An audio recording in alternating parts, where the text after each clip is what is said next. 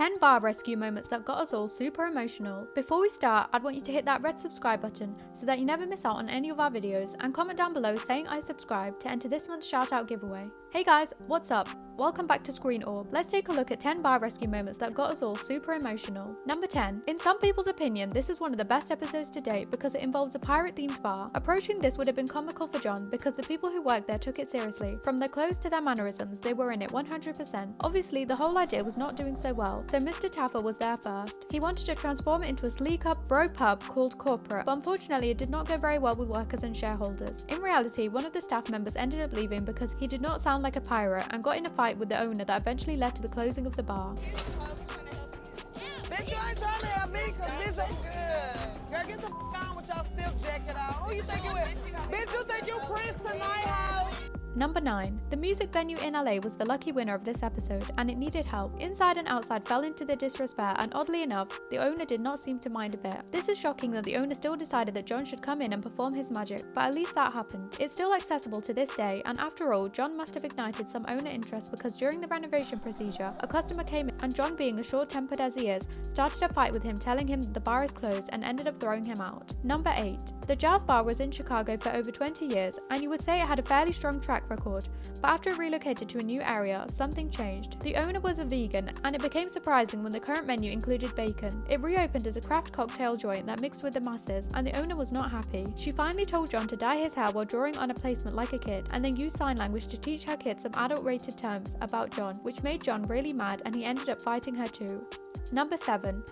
A restaurant is a perfect first work location, but if managers and employees do not care, it can be terrible. This was the case at the Ophase bar. As staff got drunk, fights began with each other and much worse. Once John tested them, food was not edible, mixing glasses broke, and a physical fight broke out. The worst part of it, these people were families. Ultimately, John decided to leave for the first time in history and recommended counselling for everyone. 2 years back, the owner was charged on charges of rape, and it is understandable that the Ophase bar is forever locked. 2 pepperonis? Yeah. I thought you had a pepper, I'm sorry. Straight from the convenience store is what this is. I can't finish the last 2 pieces. Number 6. Sandbar was once a famous Vegas blues bar and had fans like Etta James before closing in the 1970s. A dedicated OBGYN gave this bar a second shot. Unfortunately, it was not going well and John came in. He called the bar a spot where customers could get beer-inspired drinks and named it after the New Mexico zip code. All was well until the bar owner's wife started doing inappropriate things with John that led with a huge fight between John and the bar owner.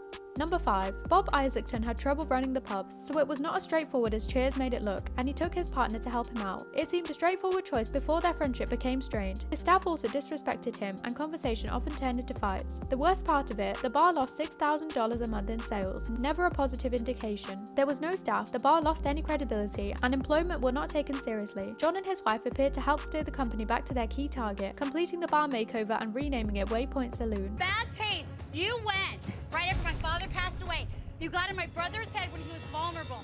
Number 4. Tonic Lounge was a traditional dive bar, but mostly with terrible punk rock songs. John first entered through the entrance. He found an empty space and flying ants. John wanted a different sound system, a new name, and a revamped menu, but he could not get past the strange user. The owner kept giggling like he was intoxicated on a drug and started hitting his customers until one flipped out and started a bar fight. The whole thing was a mess. Number 3.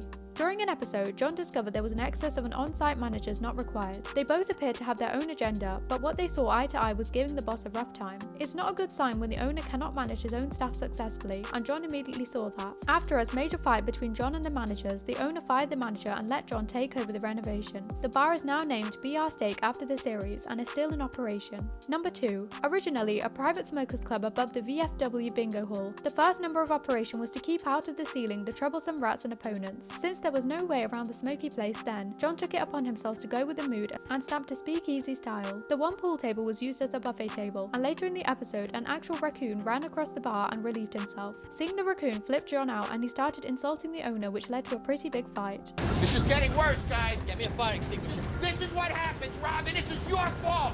This is what you did. You gotta do it. Extinguish it out. Number 1. 2 brothers owned the original Hideout in Tucson, AZ. The main issue was that one of the brothers owed $300,000 in debt and apparently could not keep up. The overwhelming weight these 2 brothers had on their shoulders was enormous, but it's what some business owners must endure. During the rebuilding, the brothers didn't stop arguing and fought till the end. This showed why their bar was a failure, since they never seemed to agree on anything. This brings us to the end of our video. I hope you enjoyed it. Hit like if you did, and don't forget to subscribe to our channel so that you don't miss out on any of our videos in the future. Also, watch the 2 videos that are on your screen because I'm sure you'll love them. With that, I'll see you in the next video.